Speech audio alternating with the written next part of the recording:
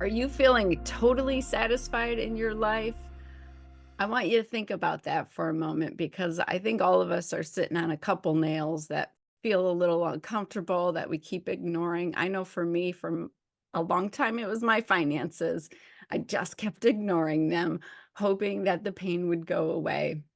And it wasn't until I actually took a look at them that things shifted in my life, especially my business. So, today, this conversation I'm having with my good friend Megan is super important because I know in my heart that you're not completely satisfied. I know something's like pulling on you, tugging on your soul to like shift and move. And so we're going to talk about that a little bit today.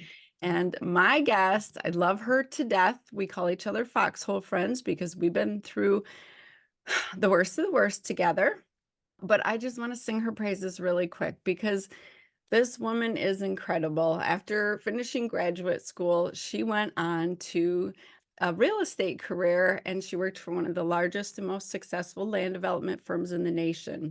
And then she went off and created her own brokerage company. And within the first year, she was doing multi-million dollar sales. And at this point, she has done hundreds of million in sales. And I tell you this because when good people make money and have more money, they can do more good. And so that is her entire motto. She owns Blue West Properties. She has a team of 10, and they give back to a church or a charity of every client's choice with each sale. Like, that's amazing. So I just want to like sing your praises and welcome you, girl, because you're absolutely incredible. And I'm so excited to talk about this B event that you put on every year. Thank you. Yeah, Yeah. it's always interesting to hear your own bio, right? Because it's a lot and I Sometimes we feel need like, that. We need to hear somebody else toot our horn so that we can get comfortable and step into it, right? yes, 100%. And it's so easy to do for other women and it's so difficult, I think, for us to do for ourselves. So I appreciate that. My big me. Well, that's probably one of the reasons to go to the B event that's coming up is because we don't celebrate ourselves. We don't show up for ourselves a lot of the time. But I do want to mention, like, my ex-husband used to say, I became a doctor so that I could go fishing. And I believe that you are a real estate broker so that you can be a philanthropist. Like, I truly believe that in my heart. You're not trying to sell houses, you're trying to help people. Yeah, yeah. And I was a teacher first, right? So I taught inner city Las Vegas, and then came back to West Michigan while I was getting my graduate degree in teaching alternative ed. Kind of fell into that land development role that I had for a while. And when I realized what kind of impact I could make financially on other people's lives simply by doing good inside of the real estate space, it was so exciting for me. There was a long time where I felt like I failed as a teacher because I didn't have that switch that good teachers have where they can leave it in the classroom. I would take everything home with me. My husband now was my boyfriend then, and he'll tell you like I was emaciated, and they would have whole conversations with me at a table. And I was thinking about some pregnant teenage student that I had, or at one point, I may or may not have had one sleeping on my couch. And I just look at that space and think from a trajectory standpoint, realizing I couldn't be in the classroom, but I could still impact the classroom was such a beautiful gift, and something I didn't see coming for myself, something that God did. Oh my gosh, I love that so much. And what an inspiration, right? Like, you don't have to stay where you're at. You don't have to use the degree that you went to school for. Like, you can create a whole new life and do something completely different if you just follow your calling, listen to your heart. And so, tell me, why did you create the B event? Because that's kind of the reason I think of is like to help women realize their dreams. Yeah, so I think after the loss of our friend, Elizabeth, who passed of an amniotic embolism, and you and I were there that day and that night. I kind of went into this space of just control. I went back to work. I did a ton of real estate deals. I poured myself into my clients. I ignored the pain that I had from that loss by keeping myself busy as a procrastination tool. Yeah. And I kind of isolated myself from other relationships with women. I think that there were people who were telling stories that I was guarded or uninterested or pretentious or all of these different things that really I loved her so much. And it was easy to maintain my friendship with you because you were there and I didn't have to explain what kind of pain we experienced. But I think in great love is where we feel that great loss. And so I tried for a while to protect my heart by just not engaging with anyone. But I also realized that that was not honoring the sisterhood that we had. And Elizabeth was integral in the conversations that I had early on about Blue West Properties and us giving back a portion of the brokerages side of the commissions to church, charities, or schools. And I realized I didn't want that to end. Like I knew that our relationship had to end on this plane, but that there were so many women out there who were trying to do good, and that we didn't have to pay $10 or $20,000 to go to Florida or all of these different places that you and I have been afforded to go to see these really remarkable women. They were right here in West Michigan, and as I heard the stories, I just wanted for people to have that affordably available to them. So the first year, we only had seats for 100. You were there. I kept telling myself, this is bananas. I'm a realtor. I'm going to throw this thing out there. Be the last kid picked for kickball. Nobody's going to come to my party. We had these amazing 6 speakers. And in 45 minutes, we sold out the room. Yeah. And it was beautiful. Um, it was a beautiful space to be able to not only honor Elizabeth, but also to get clarity in these 6 areas of our lives in a supportive environment where you could really feel the energy of women just wanting to step into their full potential. Yeah, I love that. It's like women supporting other women. It's a judgment-free zone. We are only wanting to celebrate you and lift you up. And you're right. Liz wants that. Like I know she was such a lively person. She wanted to connect people. She wanted to have a good time. She wanted to create and build things and like do all kinds of things. And so for you to just like hunker down and work yourself to death and close your beautiful soul off to everybody, like that wasn't serving you or the rest of the world. We need you. So I'm glad that you came back and you created this. Like it's amazing. It's so important. And let's talk about the 6 areas that we cover in the B event because I know there are women who are killing it, maybe in their business or in their health or in their finances, but they're neglecting the other areas. Like I see this every single day in my practice, and they get frustrated because it's like, but I'm doing so awesome at work. Why do I feel so miserable? And it's because we are a complex being that is multifaceted and we have to feed all aspects of ourselves. So let's talk about these life areas that you believe all need to be fed. Health and wellness is the space that, you've spoken in before and are speaking again this year. What I find is that there's just this cacophony of, ads that we're being fed and diets and this health and wellness and all of these words that they're really not specific. They're not measurable. They're not one size fits all. And I think, getting clarity inside of that space about really what is the measurable goal you're after. We can't say, I want to be more healthy. Like, what does that mean? That I drank 64 ounces of water today? Or does that mean I worked out 5 times a week? So I think when we go through, finance and career and health and wellness and giving and spirituality or religion, our relationships, just having a hot minute to look at where am I really in this space and what do I feel would be a win for me, not what what does the world say would be success in this space, but what would make me feel better? And then what are the steps that I can take as I walk out of this room with accountability, hopefully with somebody that's at the table or a friend that you can Yeah. call, say, this is really what I'm working on right now. Can you help me and support me in this space? It's just we wake up every day and we're serving everybody else, right? We were talking about it like, oh, well, I have my kid's soccer game, or I have this, or I have that. Like, you missing that one soccer game is not going to make it so that that child is not the next Pele. Like, it's going to be okay if you go dump and pour into you.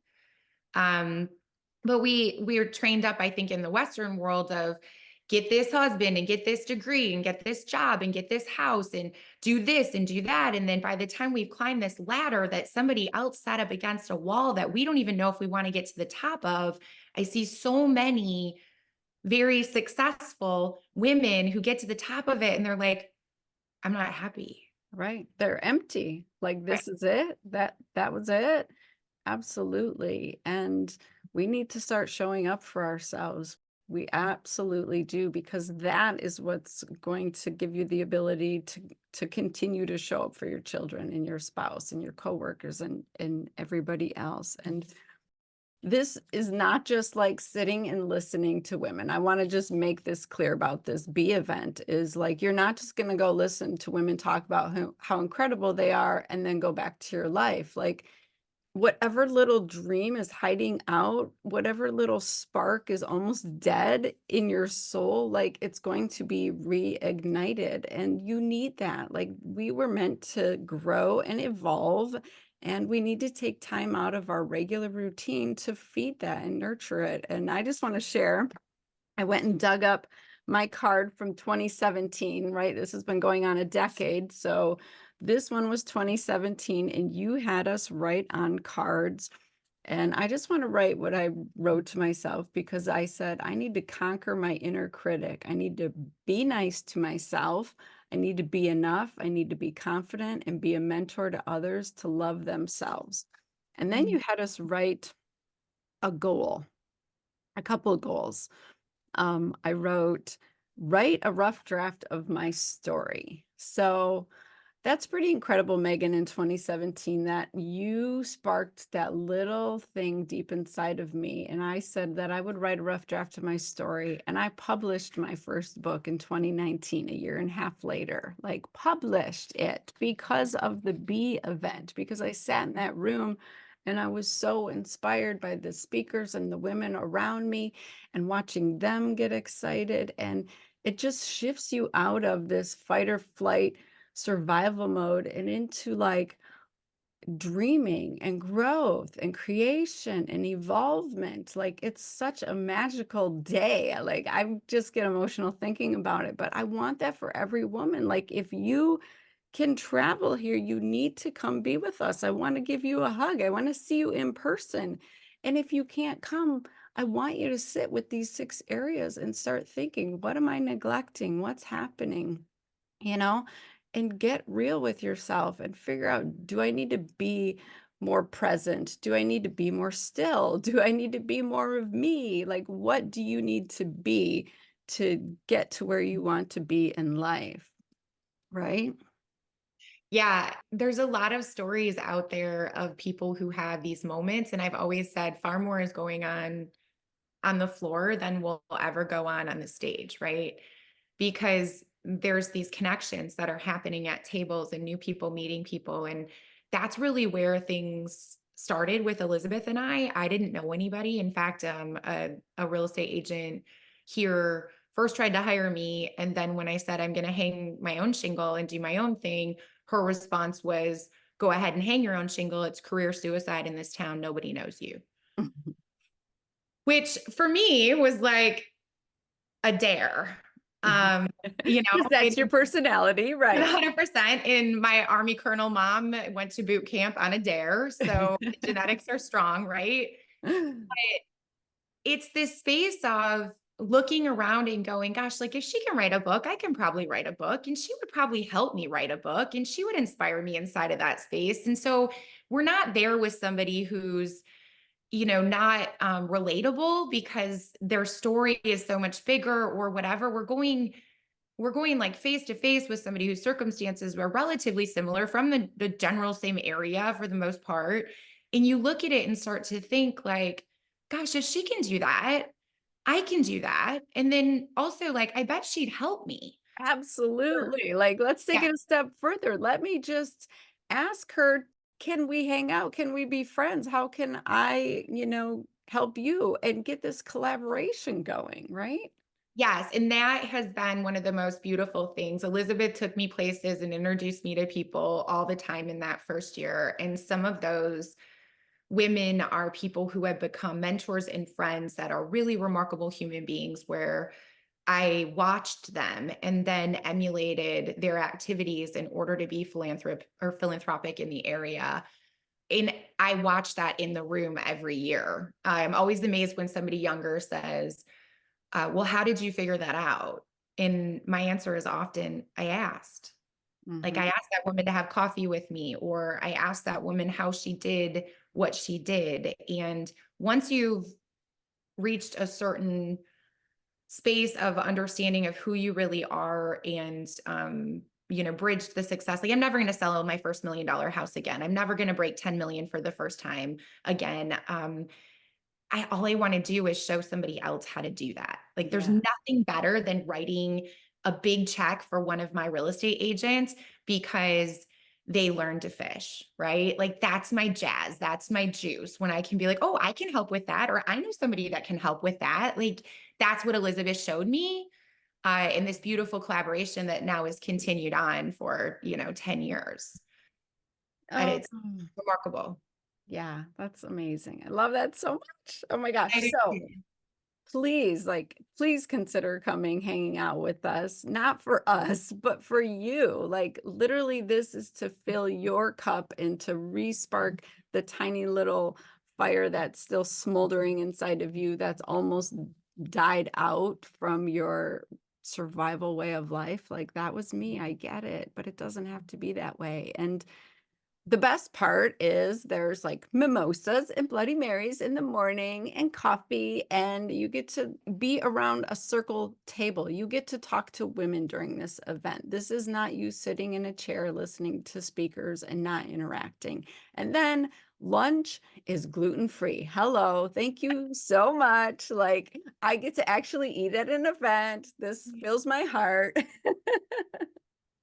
That's a real thing. That has become such a real thing lately. And just trying to, not have a health and wellness journey where you're on a stage and then feed everybody something that is just, with chicken piccata and, heavy, like everything where I feel like I've paid hundreds and hundreds of dollars for plates with rubber chicken in that spot. I love the collaboration and the bringing younger women into the space because I do still find that people have a story about me and I hear the story, but it's not my story. Mm. And it makes me giggle when people tell me, well, my family is a real estate family. Well, they are, but I mean, that's like my Uncle Jerry. And, I'm not even attached to that. Like, that's not how that worked. Or, my business was built in this way, or I had these things. And what I find is those are actually excuses for somebody saying that I'm lucky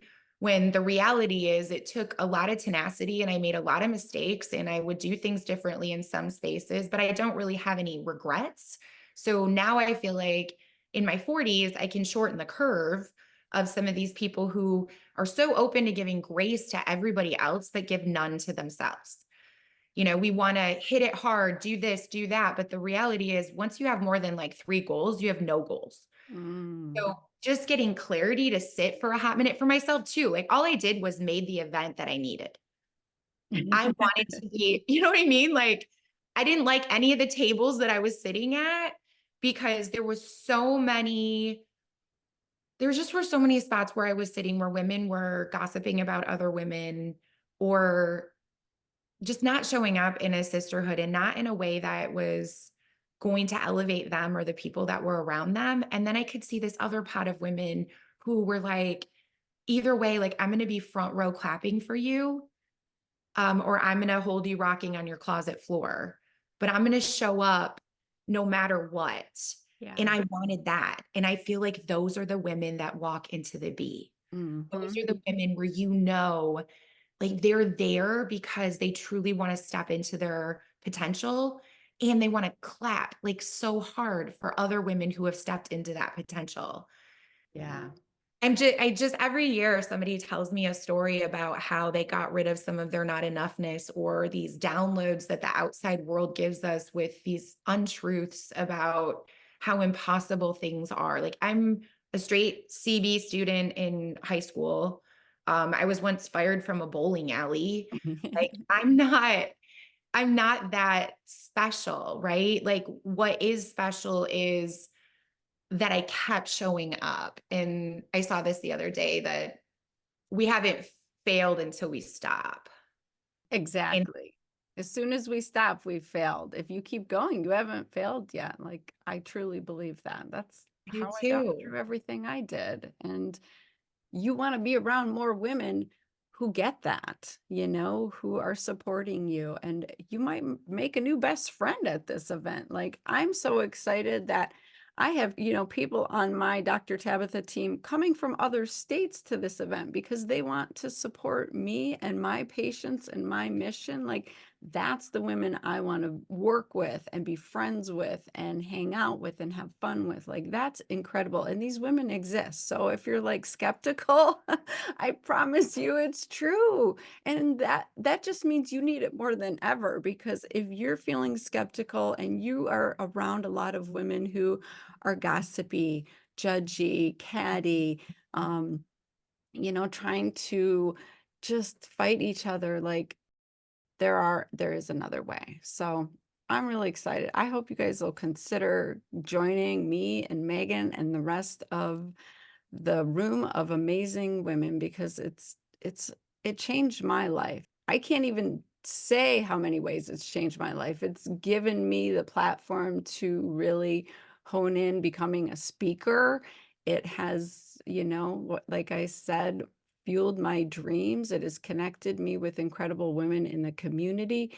And it's just helped me realize that the stuff that I'm afraid of, all I got to do is like give it some attention and I can shift that area completely. And if I'm neglecting another area, that's just my next step of growth, like giving is so important, but a lot of us think of it as an afterthought. Like, I'm going to give when I do this. And it's like, if you start giving now, I truly believe like God wants you to give now and then he will multiply you, because you should not be afraid. Stuff is going to come back to you. And it's just that kind of mindset shift that you're going to get being in this room. So I pray I see you there and get to give you a big hug and sign your book and all that stuff. So I love thank you, Megan. You're just incredible. Thank you for continuing to do this for 10 years. Why do you continue to do it? Just real quick. because I just constantly see the need, you know? I Yeah. see this like human connection.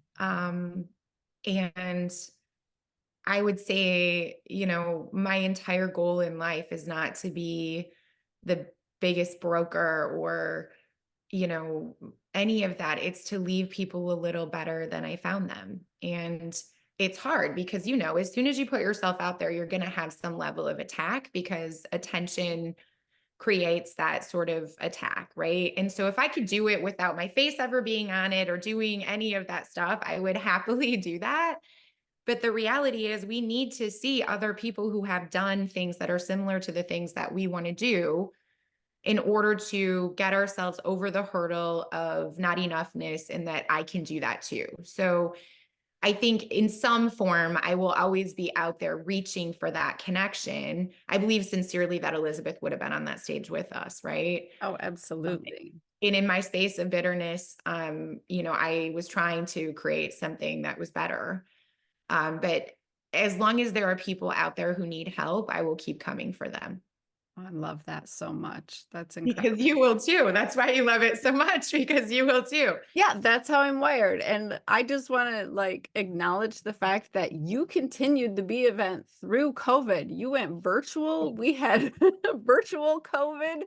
I know it was rough. It was like a lot of work, but that just goes to show your character. Like you are tenacious. You aren't going to back down and give up. Like you're just going to keep figuring things out. And being around someone like you makes me want to figure things out in my areas of my life and like, okay, COVID's happening. We can't be in person. Let's figure it out. Right. So, And that was the worst when you're sitting there and you realize there's like 300 people on the other, and you can't really interact in the way you want. You can't feel the energy, which is just my favorite thing, the same as you, right? To run around and give people hugs and encourage them and do all of that stuff. It was so incredibly difficult, but so necessary in that time to show that we were still interconnected. I just want to cheer. Like, I want to cheer for every woman who is out there that has a dream. And if there's anything that I can do in order to benefit them with the things that I've learned, I want to reach back and pull them forward. Like, nobody left behind, you know? love that. We're going to pay it forward. So, I hope you'll join us. I hope you come see us. It is March 23rd, right? 2024. So, Yeah. Our ticket sales close in 8 days. So, and that's just so that we've got the numbers right in the room and all of that stuff. Thank you so much to all of the people who have sponsored and showed up in that space too. Really remarkable. And it's the biggest stage, the biggest space that we've had. And, you know, whoever's there is who's meant to be there. And absolutely. I'm grateful for that. Oh, well, I'm grateful for you, my friend. Thank you for being so amazing. I love you. I love you too. Thanks, guys. I hope to see you there soon.